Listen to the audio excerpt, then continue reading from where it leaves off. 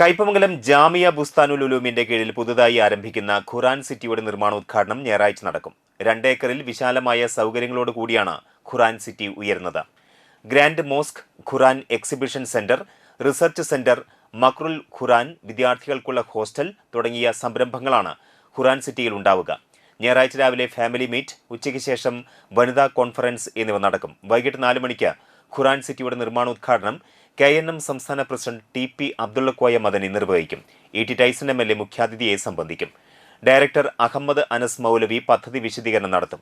KNM സംസ്ഥാന treasurer Noor Muhammad Noorsha, HE Muhammad Babu Sait, M Salahuddin Madani, doctor AI Abdul Majeed Solakhi, doctor Abdul Haseeb Madani, CP Salikh, Ummer Mullassery, Abdul Gafoor പുതിയ വീട്ടിൽ തുടങ്ങിയ പ്രമുഖ വ്യക്തികളും നേതാക്കളും പങ്കെടുക്കും. കയ്പമംഗലത്ത് നടന്ന വാർത്താ സമ്മേളനത്തിൽ Bustan president PK Muhammad, treasurer KA Basheer, programme chairman KA Kabeer Bustani, Bustan administrator Afsal, publicity convener Abdul Gafoor എന്നിവർ പങ്കെടുത്തു. ഏകദേശം 2 ഏക്കർ വരുന്ന സ്ഥലത്ത് വിപുലമായ വലിയൊരു സ്ഥാപനമായിട്ടാണ് പിന്നെ ഖുറാൻ സിറ്റി എന്ന് തന്നെയാണ് അതിന് പേരിട്ടിട്ടുള്ളത്.